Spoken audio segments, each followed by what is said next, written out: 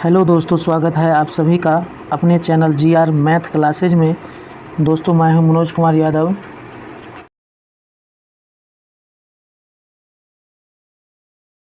इससे पहले पिछले क्लास में 9.1 का पहला और दूसरा सवाल हम लोग पढ़ लिए थे। आज हम लोग सवाल नंबर 3 से पढ़ेंगे।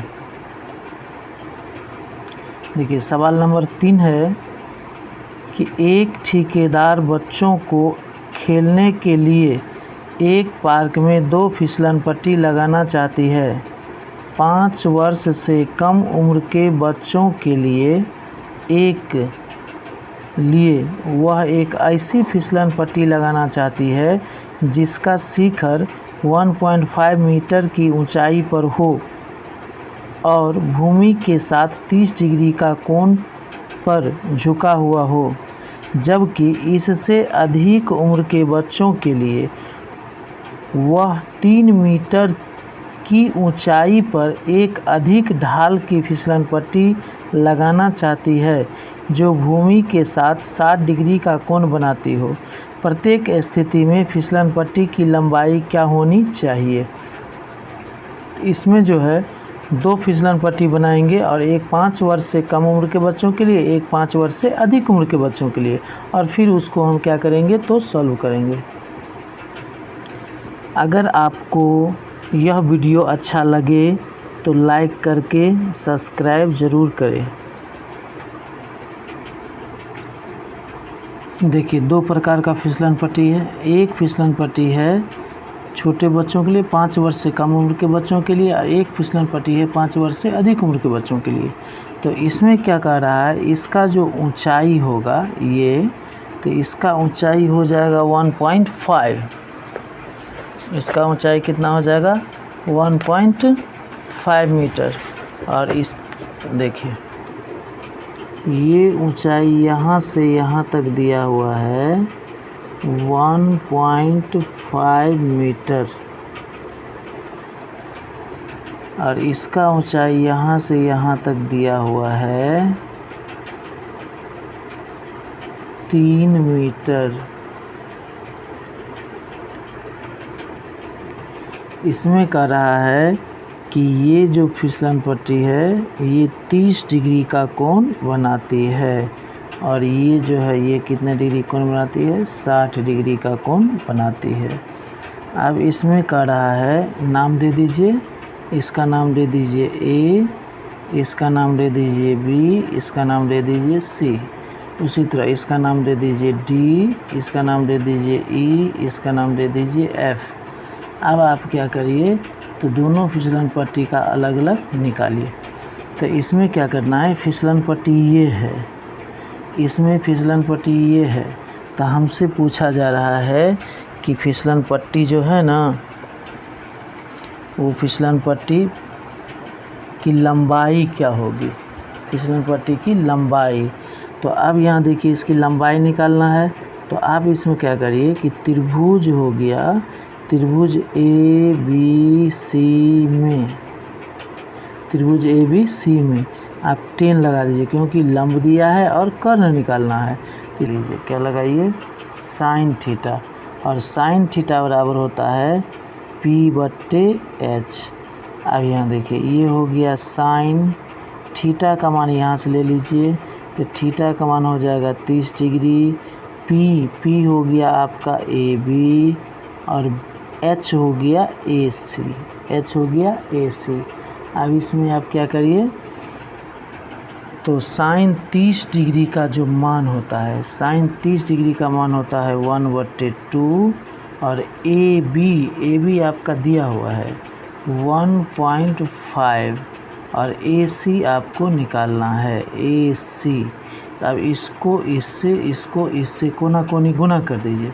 1 को AC से गुना करिएगा तो ये हो जाएगा AC, और ये है A 1.5, तो 1.5 को 2 से गुना करते हैं तो 1.5 दूनी हो जाएगा 3.0 मीटर।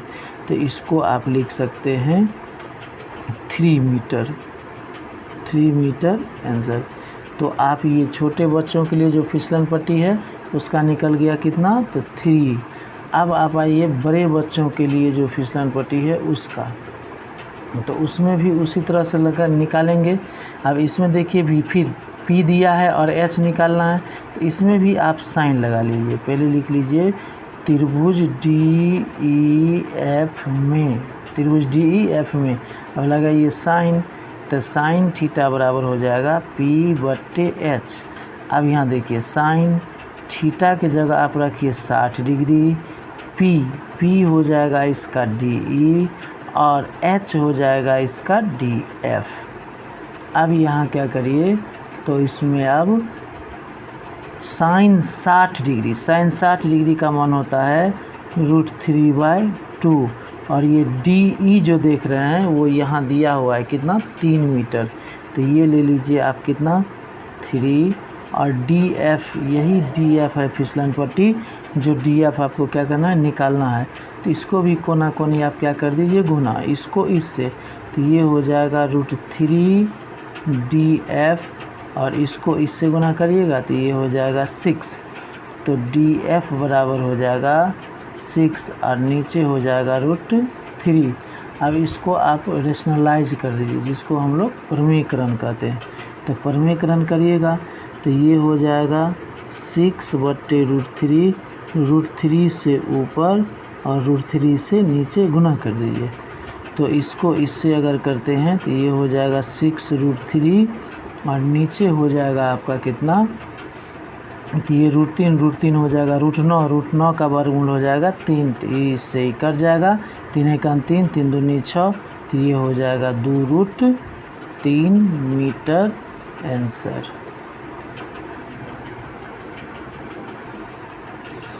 देखिए प्रश्न 4 में कहता है कि भूमि के एक बिंदु से जो मीनार के पाद बिंदु से 30 मीटर की दूरी पर है, मीनार के शिखर का उन्नयन कोण 30 डिग्री है, तो मीनार की ऊंचाई ज्ञात कीजिए। अब देखिए सवाल एकदम आसान है, इसको एकदम सरल भाषा में क्या करिए, बनाइए, आसानी से आपको समझ में आ जाएगा। आपको अगर यह वीडियो अच्छा लगता है तो चैनल को सब्सक्राइब कर दीजिए और साथ ही साथ एक लाइक ज़रूर कर दीजिए। देखिए यहाँ एक हम मीनार लेते हैं, ये आपको मीनार दिखाई देता है, ये है मीनार। अब यहाँ क्या कहता है कि मीनार के पाद बिंदु से ये भूमि के एक बिंदु, तो अब इसको क्या करिए, मीनार को इससे मिला दीजिए। तो इसको जैसे ही इसे करके मिलाइएगा तो इसमें क्या हो जाएगा, तो इसमें कह रहा है सवाल में कि भूमि के एक बिंदु से जो मीनार के पाद बिंदु से 30 मीटर की दूरी पर है, ये मीनार का जड़ जो है उसको पाद बिंदु कहा जाता है। ये भूमि का एक बिंदु है, तो यहाँ से यहाँ तक का जो दूरी है ये कितना है, 30 मीटर है, यहाँ से यहाँ तक। उसके बाद इसमें कहा जा रहा है कि मीनार के शिखर का उन्नयन कोण 30 डिग्री है, मीनार के शिखर का उन्नयन कोण 30 डिग्री है। तो ये जो मीनार है इसका उन्नयन कोण कितना है, 30 डिग्री है। अब आपको निकालना क्या है, तो निकालना है मीनार की ऊंचाई। ये यहाँ से यहाँ तक क्या निकालना है, तो ऊंचाई निकालना है, मीनार कितना ऊंचा है। अब ये देखिए ये हो जाएगा A, ये हो जाएगा B, ये C। अब क्या करिए, त्रिभुज ले लीजिए, त्रिभुज ABC में, त्रिभुज ABC में। अब इसमें आप 10 लगा लीजिए, तो 10 थीटा बराबर हो जाएगा लंब/आधार। अब देखिए ये हो गया 10, थीटा की जगह आप 30 डिग्री दे दीजिए, तो ये हो गया 30 डिग्री। लंब के जगह AB हो जाएगा, आधार के जगह BC हो जाएगा। अब देखिए इसमें क्या होगा कि ये 10 30 डिग्री का मान होता है 1/√3 और ये AB जो है, AB दिया हुआ है H। आप यहाँ देख सकते हैं A से B क्या दिया हुआ है, H। और ये BC यहाँ दिया हुआ है 30 डिग्री, 30 मीटर, तो 30 हो गया। अब इसको इससे आप मल्टीप्लाई करिए बाय क्रॉस, यहाँ इस साइड में देख लीजिए। तो अब यहाँ क्या करिए, h को √3 से करिएगा तो ये हो जाएगा √3h, और 1 को 30 से करिए तो ये हो जाएगा 30। अब h बराबर हो जाएगा 30/√3, ऊपर और नीचे √3 से क्या करिए, गुना कर दीजिए। इसको कहा जाता है प्रमेयकरण। तो ये हो जाएगा 30√3। अब देखिए √3 को गुना करिएगा तो √9 हो जाएगा। √9 का वर्गमूल 3 होता है, तो ये हो जाएगा 3 × 3, ये हो जाएगा 30। तो ये हो जाएगा 10√3 मीटर आंसर। सवाल नंबर 5 देखिए। सवाल नंबर 5 में क्या कहता है कि भूमि से 60 मीटर की ऊंचाई पर एक पतंग उड़ रही है। पतंग में लगी डोरी को अस्थायी रूप से भूमि के एक बिंदु से बांध दिया गया है। भूमि के साथ डोरी का झुकाव 60 डिग्री का है। तो यह मानकर कि डोरी में कोई ढील नहीं है, तो डोरी की लंबाई ज्ञात करिए। क्या निकालना है, डोरी की लंबाई ज्ञात करना है। देखिए इसमें कहता है कि भूमि से 60 मीटर की ऊंचाई पर एक पतंग उड़ रही है।